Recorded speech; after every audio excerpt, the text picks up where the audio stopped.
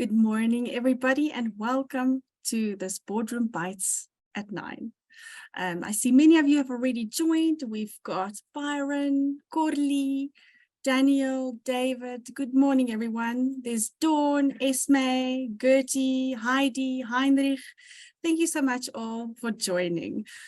Today we've got a very interesting topic. We've had a huge interest, so we are all very excited to be here this morning and to listen to Christopher Palm from IRMSA. So before I introduce Christopher, let me go through the functionality of this morning. As you all know, we would like you to post your questions in the Q&A box. So right at the bottom of your functionality bar, you'll see the Q&A. You can post them there. In the chat, you can send us some comments or say hello, as you've already done. If you would like to voice your question at the end of the session in the Q&A section, you are more than welcome to raise your hand and we will enable your voice functionality. So now today's session, with no further ado, welcome to Christopher Palm from IRMSA, South Africa. Christopher Palm is the Chief Risk Advisor at the Institute of Risk Management, South Africa. He is a passionate advocate of professional development that supports greater life goals. Christopher is one of the co-founders of the Risk Intelligence Committee, who produces the IRMSA Risk Report, and he has been involved since the inception of this report in 2014. In this session, he will take us through the latest risks identified for South Africa and the scenarios around these risks and how we can create opportunities leading to a better South Africa for all. So welcome, Christopher. I will then see you all a little bit later, and I'm handing over to Christopher. Good morning, Yolandi, and good morning to the audience. And again, thank you so much for the invitation. We're always happy to work with the IOD and, of course, share information that on an annual basis, we release the South Africa Risk Report. So I'm delighted to be here, and thank you for making time for us to share this with you this morning. Just wanted to make sure that you can see my presentation. Just to confirm, Yolandi, is that on presentation mode? Yes, thank you. We can see. Thank you. I thought it really appropriate, just a very quick poll. I've asked Cindy to put a poll together so I can just get a feel for our audience, and you will see the poll popping up at this point. It's always nice to understand the audience, to know who you are representing in this morning's session. So I've asked, Cindy, just to put together this understanding whether you're a non-executive director, whether you're part of executive leadership, management, other. It just helps. It helps for me to position the context and also to attract attention to certain things at different levels. So we're going to give that as a second or two to run. And just with that, just wanted to then introduce the topic of this morning. It's always nice to be able to just position the IRMSA risk report prior to us looking at the top risks. So the first thing, this is our 9th edition. For people that have heard me speak about the risk report or launch the risk report before, you would realize that we started this initiative in 2014, 2015. As a matter of fact, a small anecdote just to I suppose lighten the mood a bit. Before I get there, I see about 34% non-executive and 40% sort of executive leadership. Cindy, thank you. That already gives me a good indication that we are talking at board level and people around the round table, if you like. So thank you for that poll, Cindy. But to get back to my anecdote, in 2014, as you will know, the World Economic Forum is probably the most well-recognized source of global risks, the World Economic Forum risk report. And I was still very young and presented to the board audit and risk committee. And I used the World Economic Forum report, and I literally copy and paste, all of those lovely visuals that they have and presented that back to the board as part of my context setting. And at some point in this conversation, a board member stopped me and said, Chris, all good and well, but what does this mean for South Africa? Different objectives. Risk is always the effect of uncertainty on objectives. Whose objectives are we talking about here? What does that mean for us? How can you bring this closer to home? And initially I thought, that was a nice get back at you comment. However, having thought about it, that's when I approached IRMSA, and I offered to put effort into coming up with a South Africa risk report. So a couple of takeaways out of the conversation. One, this is about South Africa. We use South African objectives. That's very important because it makes it valuable for you in the room, being about 80% non-exec and exec, to consider the context in which you are leading, the context in which you need to look out for threats and, of course, opportunities, because both threats and opportunities constitute the definition of risk, risk being the effect of uncertainty on objectives. That's the ISO, IRMSA aligns with ISO 31000. That's the ISO objective.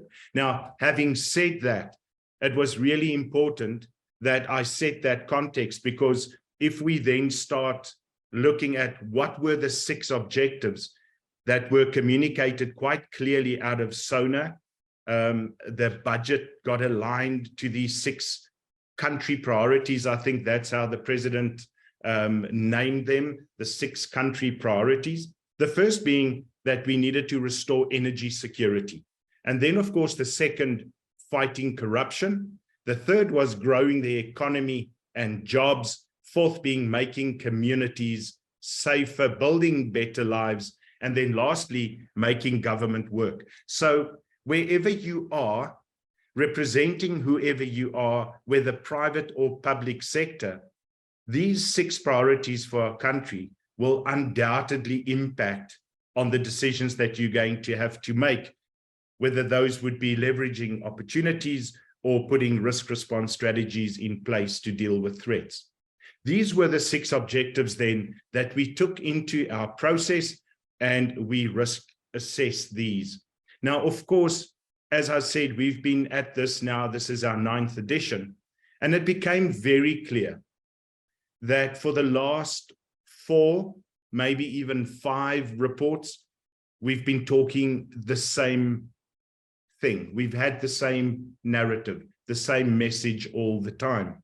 And so a lot of what I'm sharing today has to do with going back, reflecting, redoing data analytics on our previous reports, and of course then the latest ones. But of course, national grid failure being the first risk that we highlight. These risks, by the way, they're not ranked 1 to 9 or 1 to 10. We're going to get to that point a little bit later. These are risks that are equal in weighting. They are equally dominant. I'm analyzing that a slide or 2 on, but the point is 2 takeaways here. The first being that load shedding is not a risk. Load shedding, for Pete's sake, we have schedules for load shedding. They tell us when it's going to happen.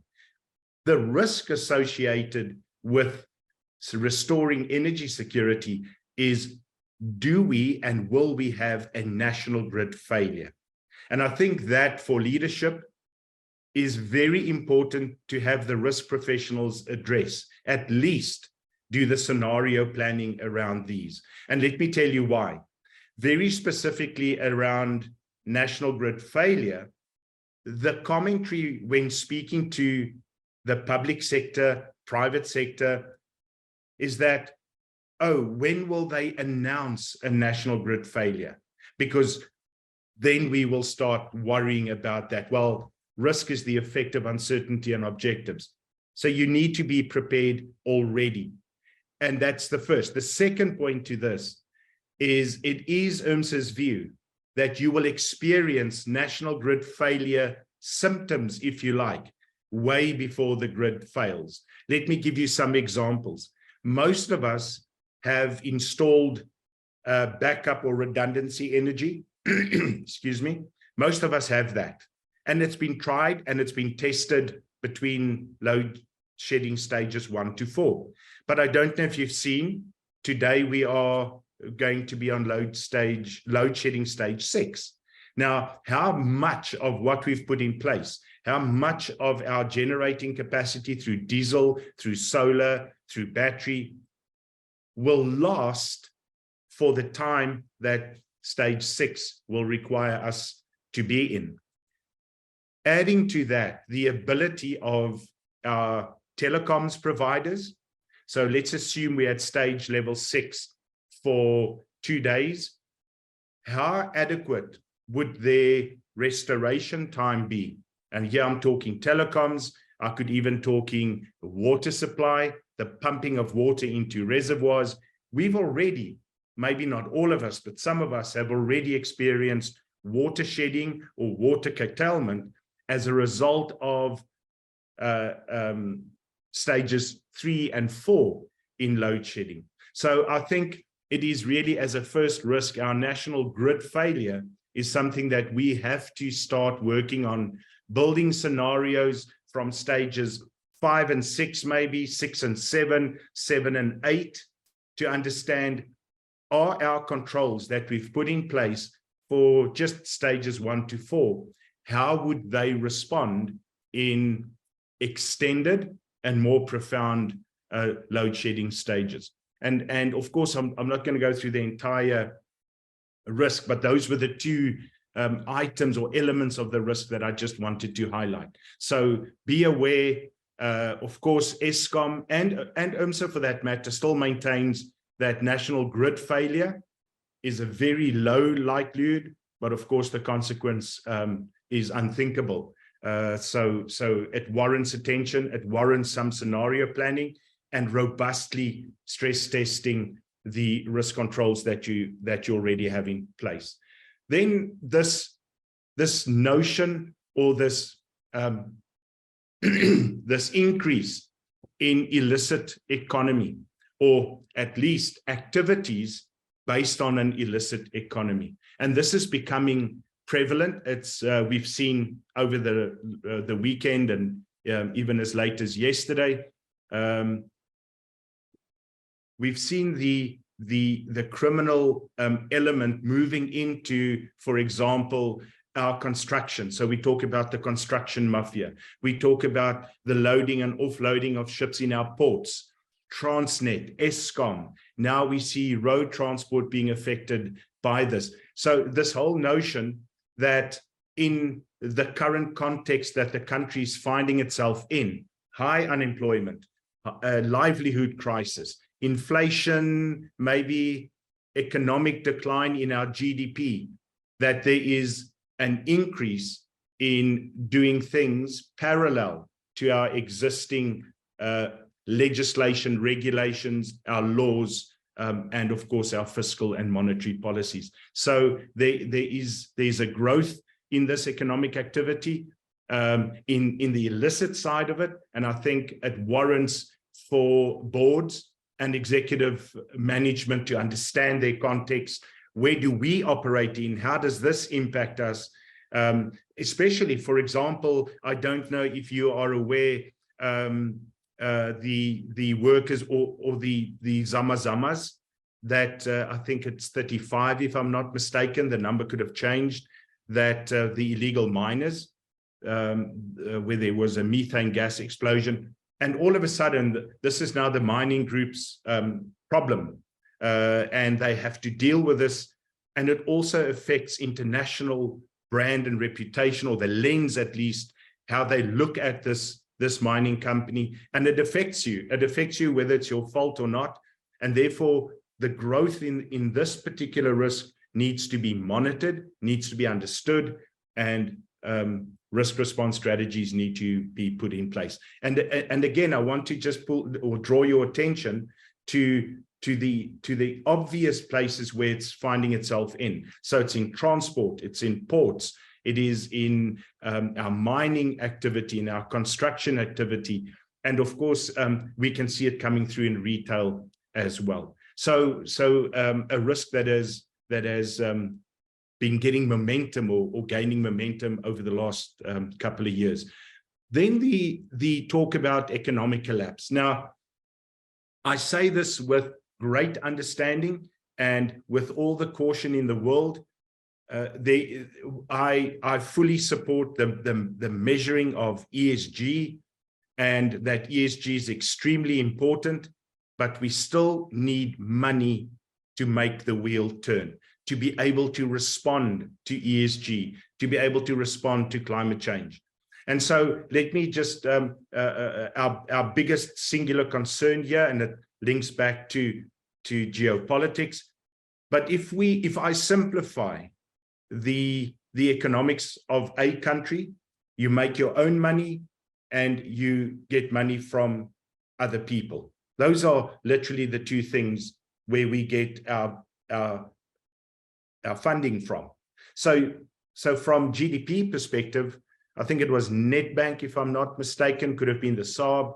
We're looking at 0.1% GDP, which is really zero.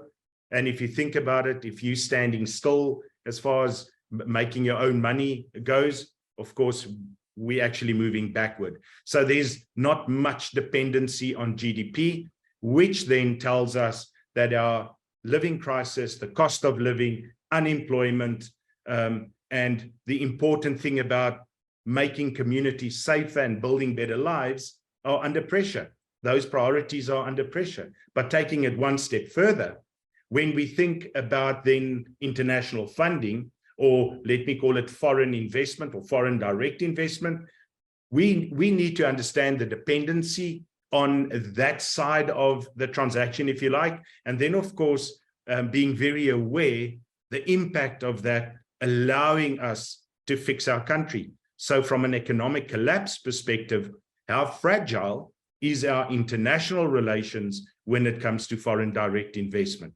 Are we going to take positions? And I will use the Ukraine as an example.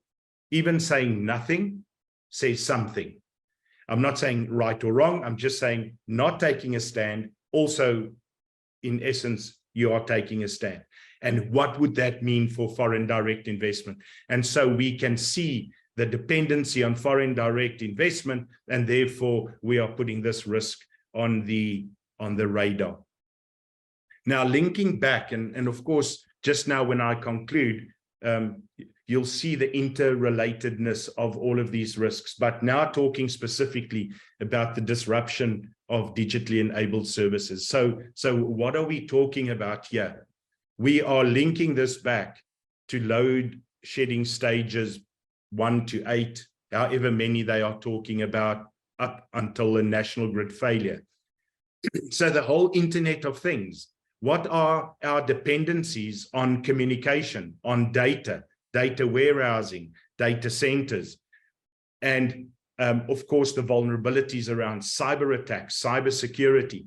And we see this as a tremendous risk on the radar, that whether it is through load shedding, load curtailment, a grid failure, or whether through weaknesses in our system and we are vulnerable to cyber attacks, if we lose our digitally enabled services, this will be a big consequence to the country. Let's just think about systems like SASSA, for example, where we pay a large number of people their grants.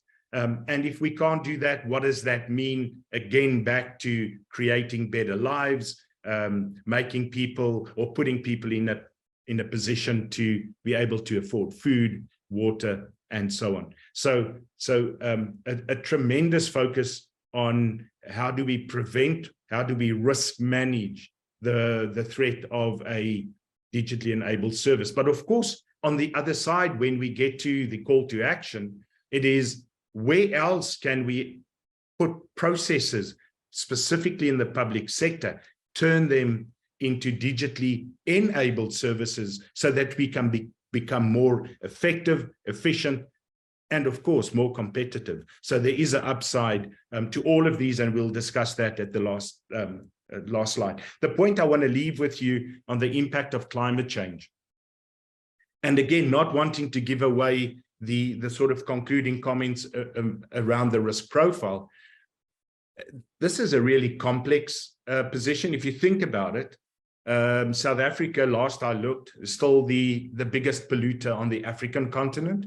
And of course, if you then look at South Africa, you're going to Pooled Eskom, you're going to identify Eskom as the biggest polluter in South Africa. That's purely because of their fossil fuel baseload power stations that burn coal, so the CO2 emissions. Now, if you consider this and you consider the infrastructure built around these coal-fired power stations, I mean, towns are built around these, Secunda, Kriel, Matla, and the like. Then asking yourself the question, how do we pull and which levers do we pull to contribute to our commitments we made at COP Davos? And it becomes a complex situation because we already at 37, maybe 39% unemployment. We already have a livelihood crisis. We already exposed in as far as our CO2 emissions are concerned. And now we have these commitments we must make by 2050, just transition or just energy transition and the like. Question is, what will we create? What will these unintended consequences be on building better lives versus making government work in those two priorities when it comes to the impact of climate change? So complex, but very important, because not just is about reducing CO2, it does impact on the lens that the world is looking at South Africa. Oh, we are the ones not going to make our target, or we are the ones that will not be able to contribute, not considering the fact that we're dealing with our own unemployment, with our own livelihood crises, etc. So it's really important that we understand the impact of these risks and take them back to our boardrooms and make them relevant to our conversations. Collapse of social security systems, I think I've already spoken to that. The dependency of a large percentage of our population on social security, the funding. So here I'm linking it back to our conversation around economic collapse, GDP and foreign direct investment. I'm linking it back to large-scale disruption of digitally enabled services. And so for that point, the collapse of our social security system as a risk driven by other risks should really be high up on the agenda to be able to address those causes so that we can minimize the consequences of that happening. Increasing unemployment and our livelihood crisis, I think we've said enough about that, but that in its own, when we look at the objective of building better lives, making communities safer, having unemployment, and especially youth unemployment, is a recipe for disaster if our GDP can't respond, if our foreign investment can't create opportunities so that we can provide meaningful work and we can grow people in addressing the livelihood crisis that we've been talking about, addressing unemployment. So as you can see, the interlinking is getting stronger as we move around these 6 priorities. Geopolitical instability, I think I've said quite a bit around this. The important part here is understanding, I call it the pantry, understanding where our money comes from and making sure that we have got stakeholder management principles and relations in place so that we know what is expected and that we can respond to those expectations. At least think about those expectations in the context of this risk profile that we are presenting. So geopolitics is really important. And there are elements to this, and I invite you to look at the risk report, particularly in this space, because it is not just about foreign policy. It is also about foreign investment. It is also about climate change. And it is also about the vulnerability as far as the attraction for governments to cyber attack South Africa. So that's worthwhile getting into the detail around those risks. Then the last one of the 9 is the systemic failure of public infrastructure. I think we've we've discussed this at length, but let me just say again, the absence of rail, the absence, I wouldn't say the absence, but the ever-increasing load on the roads, and then, of course, the illicit criminal activity impacting on road. Public state-owned enterprises, we talk about Transnet, Portnet, the failure of our ports. We are losing imports because of this. We are charging, our cost structure around our ports are just out of this world, and for that reason we are losing the foreign investment that we get from exports. And I think that's important to consider, especially if you're in the board and you are executive management. What are our dependencies when it comes to this? So when we look at the 9 risks, then the conversation over the past couple of years, I would for sure say past couple of years, was, is South Africa a failed state? Some said, oh, we're a failed state. Others saying, no, we're a failing state. Very recently, the conversation around a mafia state also entered the boardrooms. The point that IRMSA wants to put on the table is that irrespective of what your view is on that, the takeaway is that we are in a polycrisis. If we consider these 9 risks, and if you want to add failed state as a 10th, you are welcome. If you want to think about it as a failing state and the impact of that, or a mafia state, the point is all of these risks are so interrelated that it is more valuable to recognize South Africa's top risks as a polycrisis. And for that, I need to then, using that to the backdrop. So what do I mean when I say it's a polycrisis? If you look at the 9 risks, they are multiple crises. They're not just small things that we have highlighted.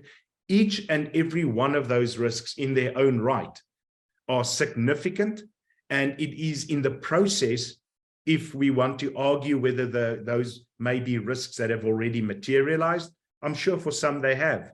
For others, they may be in the process of materializing. And for the rest, they may just be risks. But the point here is that they are all significant. They are at least significant, if not catastrophic already. And of course, they all happen now at the same time. So in South Africa, we are dealing with unemployment and with climate. To fix the one, we need to fix the other. But we can't, because it's a dichotomy, if you like. And so it is also not just happening at the same time and very quickly. They are also complex. They are interconnected. And they happen at different levels. They happen at government. They happen in organizations, both private, public, and in our societies. So you can see or at least you can acknowledge the 10th risk of South Africa being in a polycrisis being more valuable than arguing whether it's a failed state, failing state, mafia state, because of these criteria that we've identified. It happens across all types of risk. If you think about some of the first world countries during the Ukraine and war and still, they were dealing with something very specific, and that was energy crisis. They had an energy crisis that they deal with. Look at the 9 risks that we are sharing with you today. There are a plethora of causes and consequences, and they are from different risk categories. They are from societal risks. They are from economic risks, infrastructure risks, energy risks. They're all coming at us at the same time, and they're coming at us at all levels, locally, regionally, and of course, even globally. We are feeling the pressures, not just on climate change, but our political landscape. And it's for this reason that we talk about South Africa's top risks adding up to a polycrisis. I want to take the opportunity just to show you So this was really done. It's a data analysis, and we used a causal loop diagram or a causal loop methodology, but also adding to that the consequences or the impact of the risks. And so what we tried to do was to, out of the 9 risks that we've highlighted, to be able to show you which are the more prominent ones, which are, in other words, which of these risks, because of course, as you would know, whether you're at board level or management level, you can't respond to all risks. And of course, there are more than 9 risks that face our country, but you can't respond to all. So we need to put in place a methodology so that we can understand which risks to pay attention to, and if we get them right, what the impact would be across the larger landscape. And this is what we try to achieve here. So you will see, if I just focus on the top 4, that the risks with the biggest impact on the 6 priorities that we've identified would be political instability, not just geopolitical, but political instability. If you go through the detail in the report, you will find it refers to ethical leadership, refers to visionary leadership, innovation, creativity, and just the basic will to make good decisions. Economic collapse, the second one, I think we've spoken a lot about that. But again, linking it to political instability, what can we do to resurrect, to reactivate? What catalysts can we put in place to have our economy kickstart in order for us to generate GDP growth? Because we all know, together with that, we have less unemployment, we have better income, we have lower reliance on government, or let me be more specific, on grants. And so you can just see by addressing that, we're already talking about 3 or 4 other risks lower down on the count that would go away, or maybe not go away, but they will be treated. They will get closer to our appetite, or at least to our tolerance, where we can live with these risks. And then national grid failure, the fundamental departure point for creating economic growth, is a stable public infrastructure. It is about ports, it is about roads, rail, and it is about electricity. And of course, adding to that, water, which is then the 4th risk, systemic failure of public infrastructure. So, it's one thing dealing with electricity, and I'm not making light of it.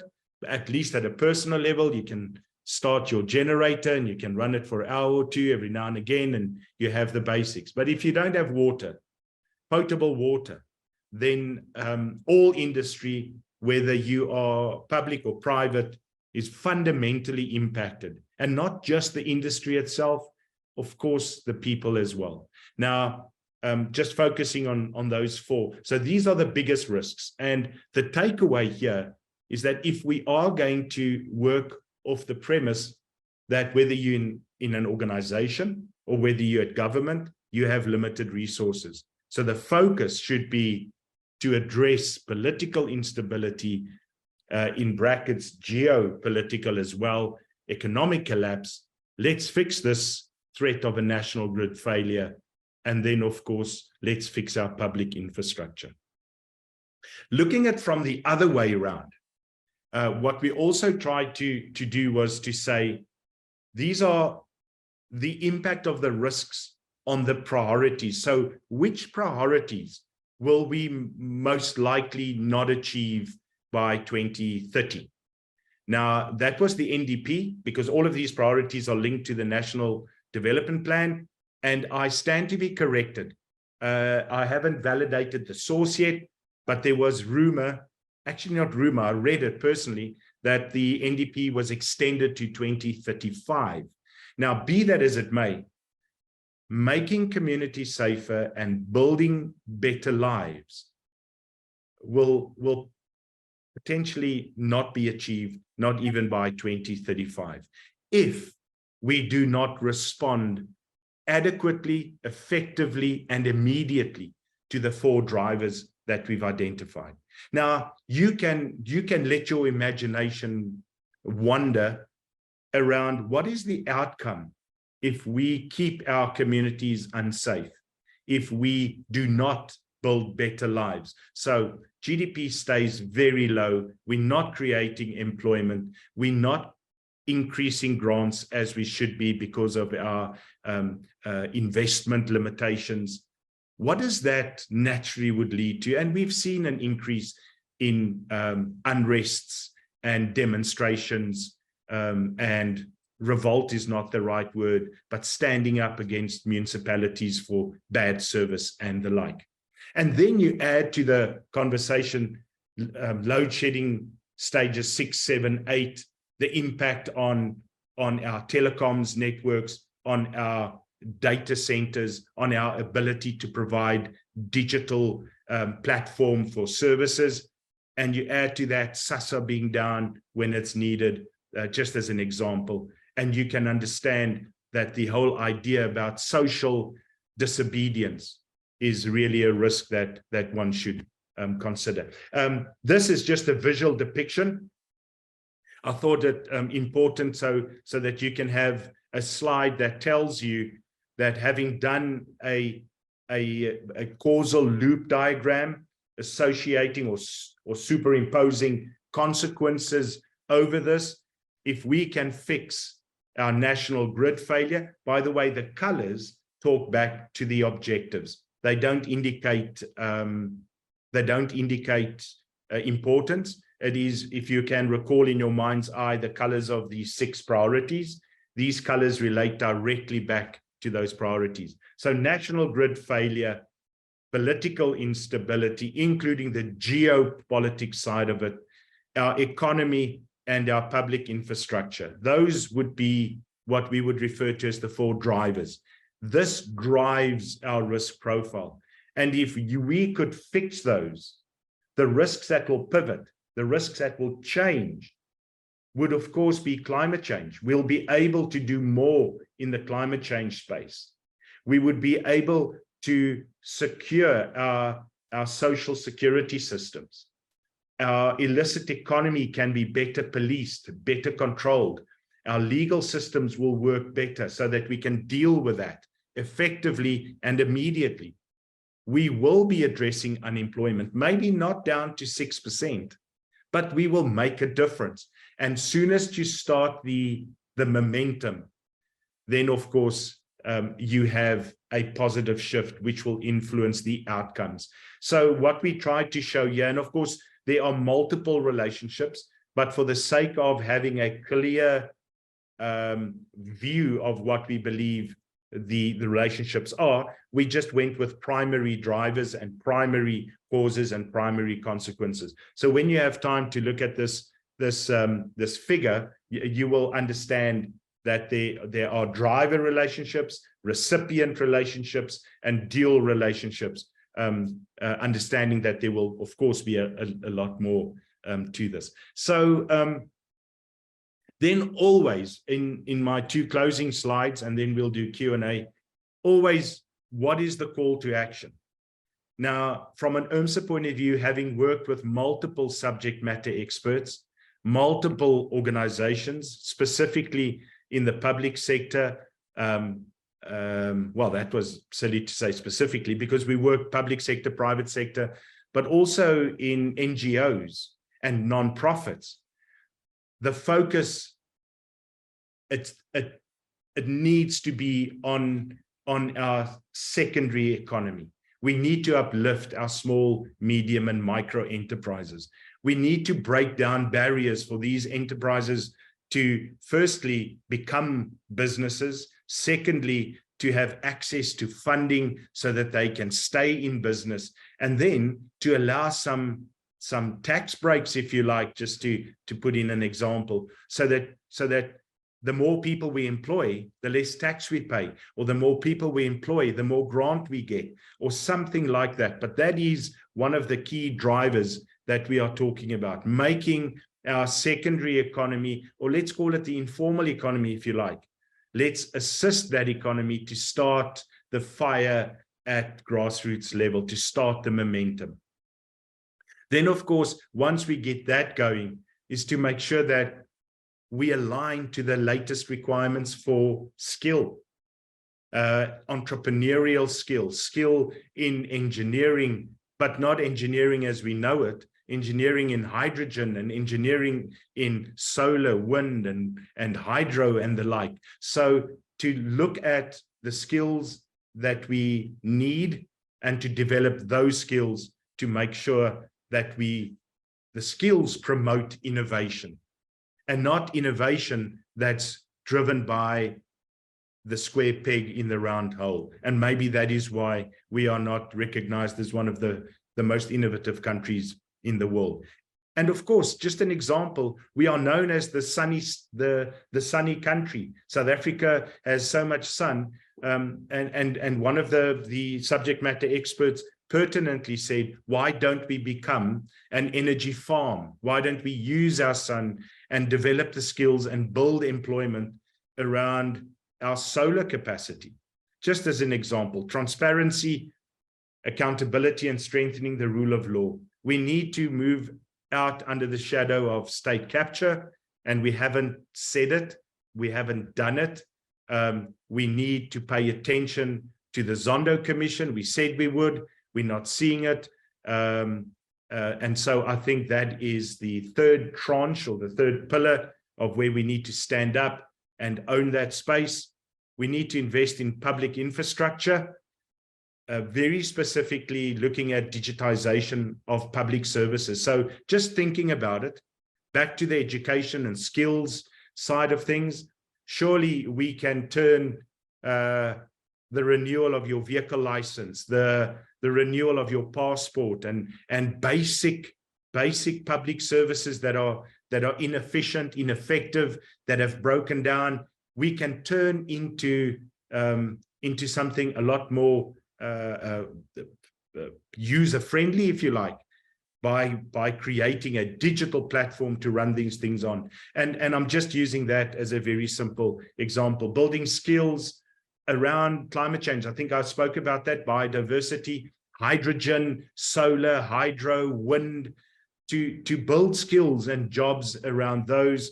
And of course, again, through policy and through taxation, maybe, just again, as a very specific example, one can create motivation, momentum for people to invest and to generate employment in those spaces.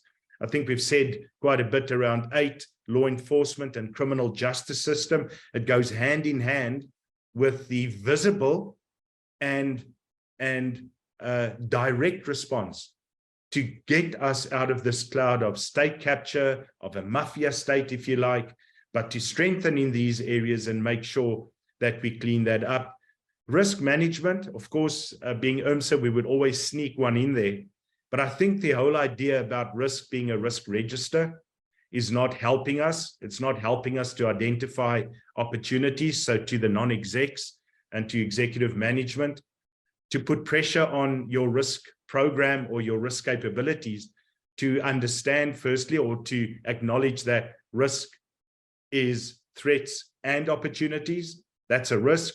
And that we also need to focus the same attention that we do on threats to focus on opportunities. Same conversation, different focus, and we come out looking very differently from a risk register point of view. And then lastly, it is important for us to be able, undoubtedly we are reliant on foreign investment. There's absolutely no doubt, at least for the foreseeable future, given that our GDP is so low. So having strong international relations, being clear on our commitments, being clear on our stance against climate change, etc., is really important. And if we can focus on these 11 things, the idea would be that we could change our risk profile significantly, and we can do that between now and 2035. So thank you so much. I'm going to do a Q&A if there are any. Happy to answer some questions. Let me just have a quick squiz. I've got some comments in our Q&A. the risks noted seem to exclude some other key risks, such as oil and gas production, availability, security. For many years, South Africa was a fuels production giant, absolutely. At the moment, it is comparable to some of the landlocked countries. What does this mean to the future, and also recognition of this area as a significant risk? I see only electricity being a hot risk that government is focused on. Oscar Isaacs asks this question. Now, I am by no stretch of the imagination oil and gas expert, but one can imagine, and I will share some of the learnings, when you in any type of production, whether it's motor vehicles, whether it is oil, whether it's gas, if you do not have a reliable supply of electricity to run plant, to run production, to run manufacturing, Oscar, of course, these are huge risks, firstly, that have materialized in us losing that ability to produce, that ability to source, but also to maintain or attract back into our country. So absolutely, and as I said in the beginning, these are not an exhaustive list of our risks. They just did not make the big nine. But of course, I want to use this question as a segue into how to use our report, Oscar. Our report must become a catalyst for conversation. And indeed, what you've just done by asking this question is saying, hey, I can see what you're saying, but what about this? And then to act on that, to use our report as input into your context, into what you think is good about the report, but also what you think is lacking from the report, and then respond to that. It's not coined by me, but I used it quite a bit out of the report, is to lead where you stand. If we can focus on attracting oil and gas again back in, and to get that foreign investment in, we will make a difference. So absolutely, I would love to categorize this question as an opportunity to be pursued on the back of our national grid failure risk and on the back of our illicit trade, and I suppose also political stability or political instability. I don't think, if you consider where South Africa sits on the most attractive list for foreign investment, I think a lot needs to be done. And it starts, I mean, it's going to start with our commitment to addressing Zondo Commission. Let's hang our colors on the post, and let's say that we are cleaning up and we are making us an attractive investment opportunity again. Then from patience, is there a comparative of these risks from the previous report, just to have an insight into whether measures implemented are at all effective? Patience, there is, not published, because you can imagine over time, over the last 5 years, we change names, causes and consequences change. So happy to share it. I think data analysts and data engineers will find holes in making that comparative, because, you know, every year on year, you change the title or the naming convention of a risk. But very happy to share that, because there is a very clear message coming out of energy, public sector, law and order, legislation and regulation, economic either collapse or downturn or whatever you want to call it. So those pivots, sorry, my apology, those themes are coming through very strongly.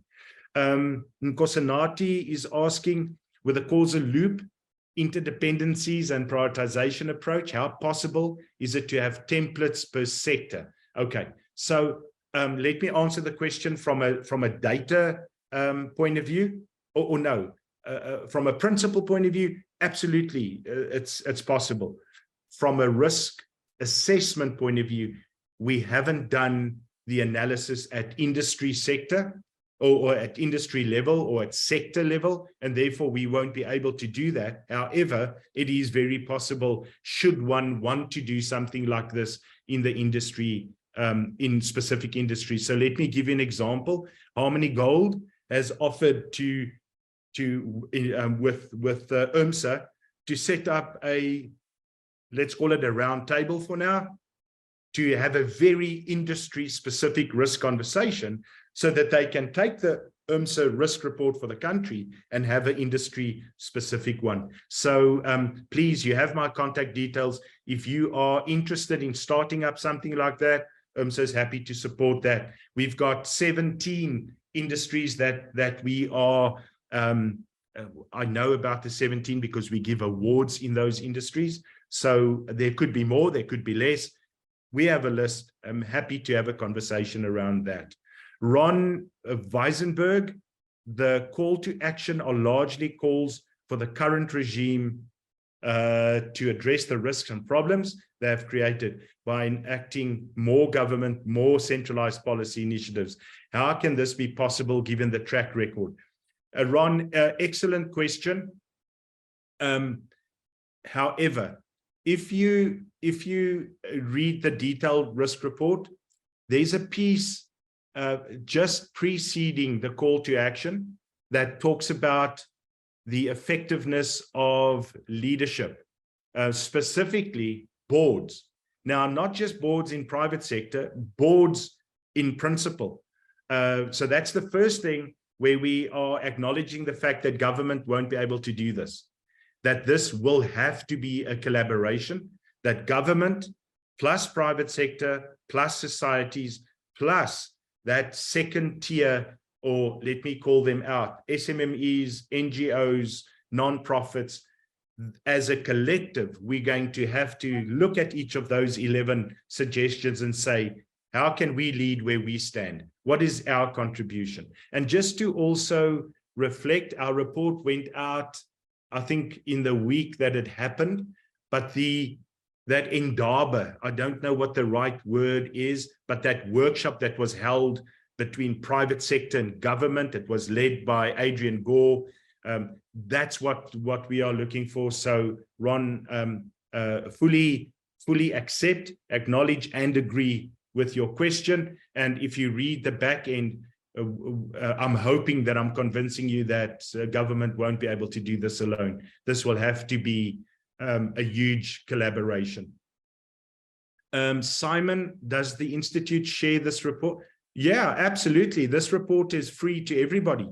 As a matter of fact, I'm not sure if our RF code is the report or is just my information, but this is on IRMSA's website. And of course, we have a public sector as a committee in IRMSA, chaired by the public sector. So of course, no, we share this. This report is, I had the opportunity, by the way, Simon, last year to present the 2022 risk report to the Directors General Forum, FOSAT, last year. So all good.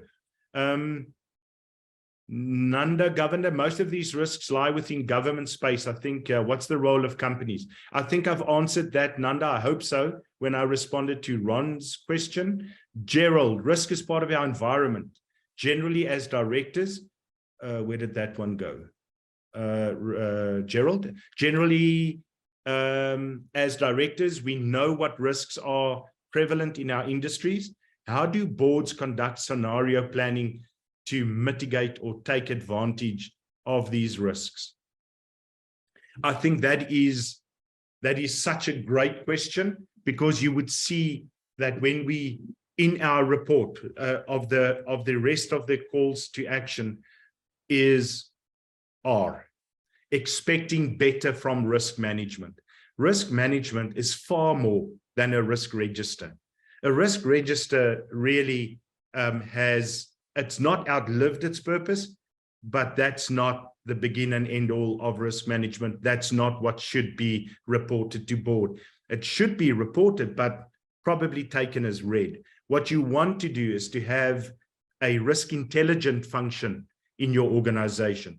As a matter of fact, IRMSA has recently released their guideline on integrating strategy, risk, and resilience. And as you then know, scenario planning is fundamental to understanding the options that we have, because we are dealing with complexity in our external and our internal environments, because we're looking at threats and opportunities.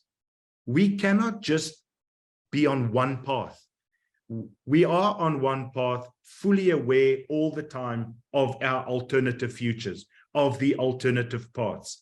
And Gerald, for that reason, if you don't have scenario planning skills in your strategic team or your strategy team, or maybe even in your risk and resilience team, then you have to source the skill, because a board without a scenario landscape only has, it reminds me of the analogy of if you only have a hammer in your toolbox, all your problems would look like nails or something like that. You have to build that capability. Johandy, I'm just checking for time. I'm going to do one more. Crispin Swart asks, hi, Christopher, what are your thoughts on leadership? Do we have the right leaders in place?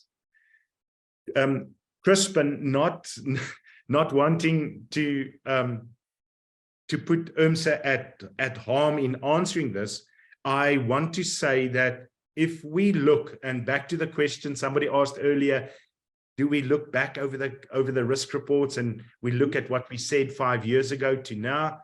If I look at that, then Let's absolutely. share, and then there's more people that. Sorry, Christopher. We've got a little bit more time. I wanted to tell you that. So before you finalize the session, we can maybe share some details, and then whoever wants to jump out can, and then we'll continue with another half an hour's questions. Oh, I've got a hard close. Okay. But be that as it may. So back to Crispin. So if you look at what we said over the last 5 years, and we look at what has moved and what has not moved, let me rather say that leadership was not innovative enough, was not action-orientated enough. There is, for sure, a lack of consequence management, a lack of performance management. We can see that, we know that. And so whether the current leaders are good enough or not, I would rather say that we haven't seen leadership performance over the last 5 years as what we would have expected, because the message that I'm sharing with you today is really no different than, it's maybe packaged differently, but we've been speaking about these things for the last 5 years. And do yourselves a favor, you can go on the IRMSA website and you can find risk reports from 2015, and you'll see the themes are pretty much the same. I hope I've answered that one, Crispin. It's a little bit of a cop-out, but I wouldn't want to get myself into trouble. Simon, impact of the currency change. Yeah, that's we working. Oh, well, Simon, let me say this. Of course, we are having a strong risk assessment against de-dollarization, for example, and the relationship between China, well, BRICS, and BRICS' stance against this. And again, back to geopolitics. So this initiated itself, I think, late April, if I'm not mistaken, late April, early May. And by that time, our report already hit the press and the printers and the digital designers. We are releasing updates, by the way, on the South Africa Risk Report in November. And of course, we would like to include that. So that's what I can share on that. Do government and Eskom, this is from SIPO, do government and Eskom acknowledge grid failure as a top risk? I've never heard government say that that's a top risk for them. However, their actions make me think that they are as concerned about it as what we are. Eskom is very clear Eskom says straight out, it's a catastrophe should it happen. There's no doubt. They add to that, though, that they believe the likelihood is extremely low given all the controls that they have in place. So from that perspective, Eskom very clear on acknowledging national grid failure as a catastrophe. They do, however, trust their controls. And so they comment that the likelihood is extremely low. One more question, Shadrach Ramosa. Thank you, Christopher, for the comprehensive picture you have given us regarding top risk. What is your take regarding the recent or current tension between South Africa, USA in respect of Russia, the Ukraine war, geopolitics? If you have to advise South Africa what appropriate action to pursue. Yes, that is such a great question, because I will, if I had my presentation back up, Shadrach, I would have for sure gone back to the 6 priorities that we communicated to our country. And I would put those priorities into context to say, what will happen to us if we lose our foreign direct investment? If people look at the stance we take for or against Russia, or no stance at all, which indeed is also a stance, and what would that impact be on those 6 priorities? And so I wouldn't advise a political orientated response. I wouldn't provide an emotional response to that. I would say, if leadership of this country's commitment is to those 6 priorities, the conversation around Russia, the Ukraine, whatever it should be driven by the impact of the outcomes against those priorities. And that's what I would see for all of the risks associated with the context. Marius Kuman, how do we protect whistleblowers to fight and prevent corruption in more practical and real ways?